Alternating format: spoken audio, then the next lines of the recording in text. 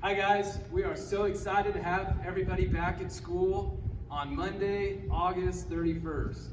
I'm going to take you around the building so that you have a little bit of an idea of what to expect for your first day of school.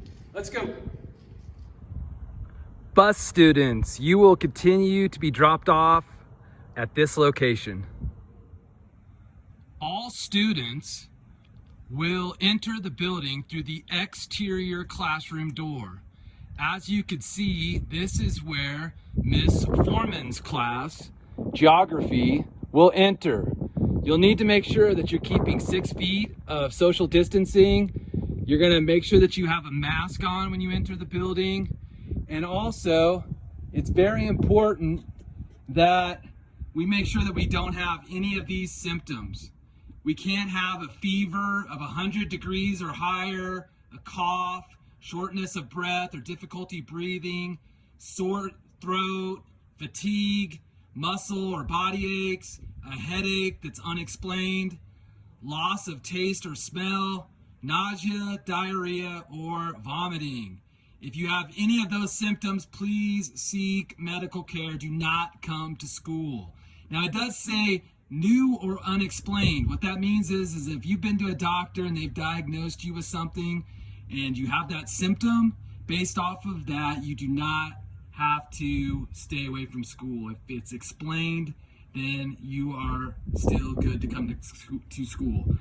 So all of these exterior entrances are marked, so you should know exactly what room to go to. This is Miss Johnson's journalism class. As we move down the building, I am headed east. You will see that Miss Patterson's weightlifting class, PE class will meet here first period. The practical math class with Miss Teodoro will enter the building through this door. And if you have any online class that includes college classes, you're gonna go through Mrs. Rehnquist's exterior door. On the east side of the building, we have Mr. Javati, who will teach college English comp. If you are in that class first period, you will enter through that door. Mrs. Christensen's class, Earth Science, will enter through this exterior door. And then all of our students that are in Mrs. Monette's first period class will enter this door.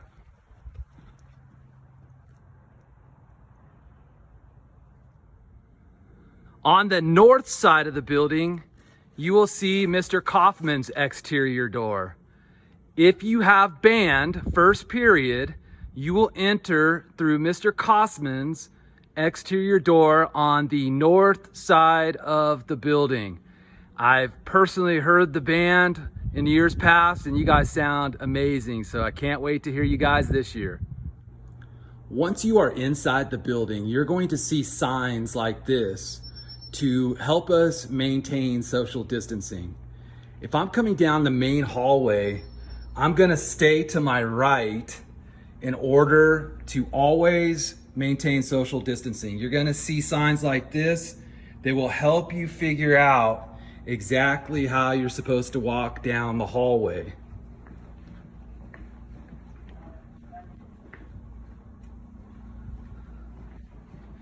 If we stay to the right, we will properly walk down the hallway while maintaining social distancing. And you can see these cones get kind of tight in through this hallway. Again, please stay to your right and we should be A-okay. When you come out of art or band, just stay to your right as incoming students are coming and we should be just fine. Again, look for the signs to help you navigate your way through the building.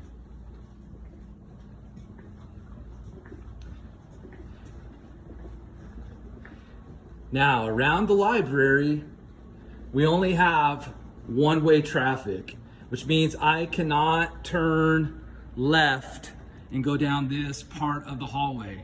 you will see a sign that says one way. You need to continue walking and go down the hallway, staying to your right. So this is one-way traffic. You'll see signs to help you along the way. We should only have people walking in one direction as they go down this hallway.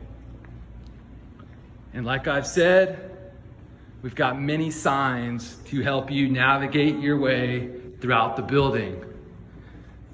Now, obviously, this is some tight quarters right here. Stay to your right, and we should be just fine. If you need to go to Mr. Payman's English classroom, you'll have to make this loop. We don't want you to walk directly to that room or to Mrs. Christensen's room. As mentioned before, we have plenty of signs to help you navigate your way throughout the building. We are going to ask our students to not use the restroom during passing periods. Due to social distancing requirements, it's going to be very difficult to make sure that we only have one person in the restroom at a time. So please only use the restroom one person at a time. And as the sign says, please wash your hands for a minimum of 20 seconds after you're done using the restroom. Your teacher will have a hall pass that you will place on the bathroom door. We will have command hooks on these doors, and you will place your hall pass on that hook to indicate that somebody is in the restroom. Rest assured, we have plenty of restrooms in this building. You'll be able to find a restroom if one is occupied. You will be allowed to use the restrooms off of the library and also the restrooms near the art room and the shop. There are 2 restrooms near the gym that we will also allow students to use.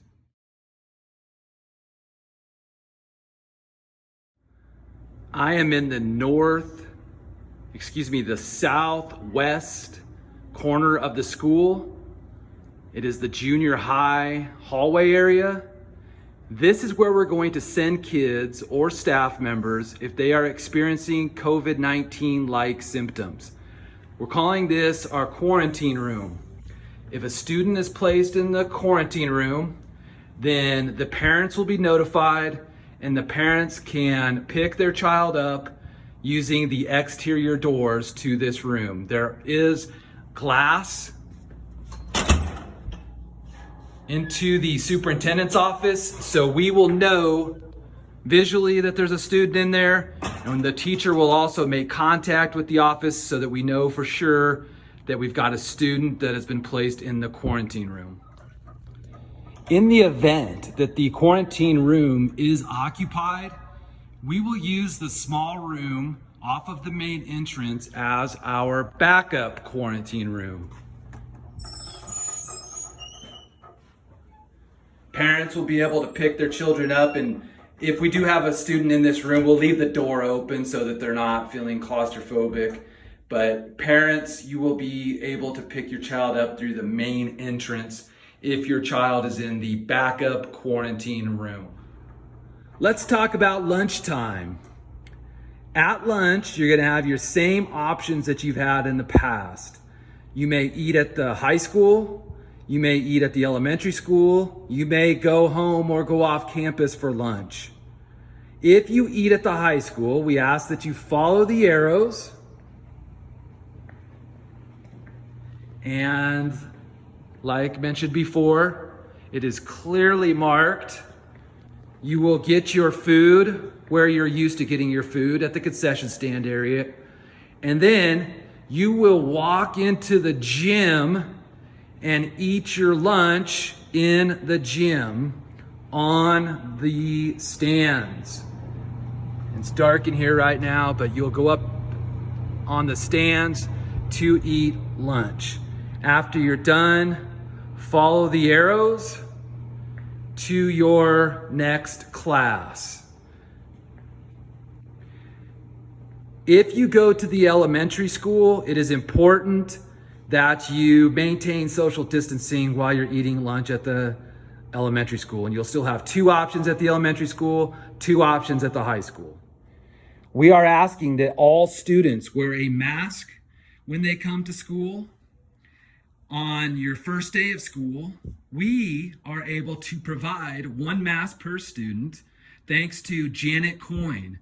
If you see Janet, make sure that you tell her thank you. She made 297 masks for Julesburg School District students. So thank you so much, Janet. Parents and students, please remember to bring a water bottle to school each day filled with water.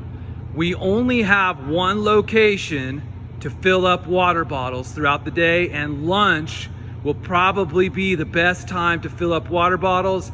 So make sure that you're bringing a big enough water bottle to get you through at least half of the day. Here is our only location to fill up water bottles at the school. So please bring a water bottle with water to school daily.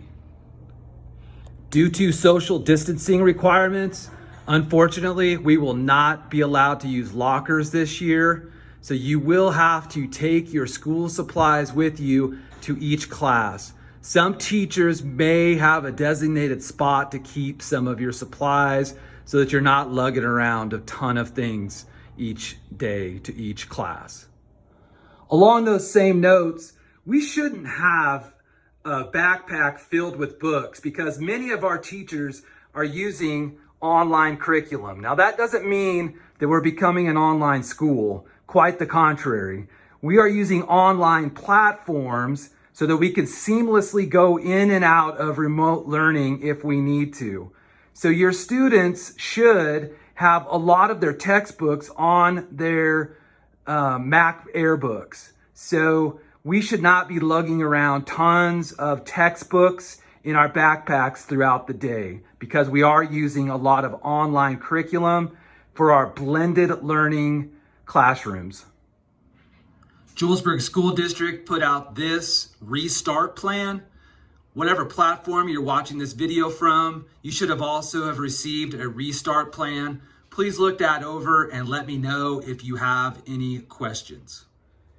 In the event that we have to go to remote learning, we will send out a remote learning handbook digitally to all of our students and parents so that you can familiarize yourself with how we are going to handle a remote learning setting. We are prepared, we're ready for it. Hopefully we don't have to ever do it throughout the year, but if we do have to go into remote learning, we are ready and we will make this document available to you at that time.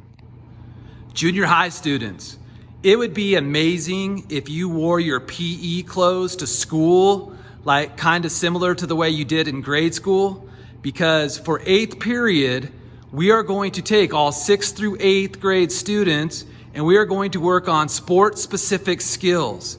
For example, I am going to take all of the boys in grades 6 through 8, and I'm going to work on football skills and basketball skills with you outdoors. Now, getting changed is going to be a huge obstacle for us to overcome due to social distancing requirements. So, what we would ask is that you come to school in something that you can run around in and get sweaty in. It's at the end of the day, so you can go home and take a shower when we're done. Girls, you're going to be with Mrs. Dillenberg for volleyball and basketball skills. When we do lunch count at the beginning of each day, you're going to have an opportunity to sign up for breakfast. If you want a breakfast, you will sign up in the morning and you will grab that breakfast after school by the office. It'll be a grab and go breakfast that you take home with you and you eat at home the next morning. Keep in mind, you will be charged for this breakfast, so talk to your parents. In fact, there is a form that you could fill out for parents to indicate whether or not they want their children to eat that breakfast. So check out the form. It's on Facebook, it's on our website, it's on Twitter. I think it was even texted to our parents. So check out that form for more information about breakfast. One final message. Parents, it is really important that you check your students for these symptoms before sending them to school. If they exhibit any of these symptoms, we are not going to allow them into the building, and we'll ask you to come and pick them up. So please check for these symptoms each morning before sending your child to school. Thank you.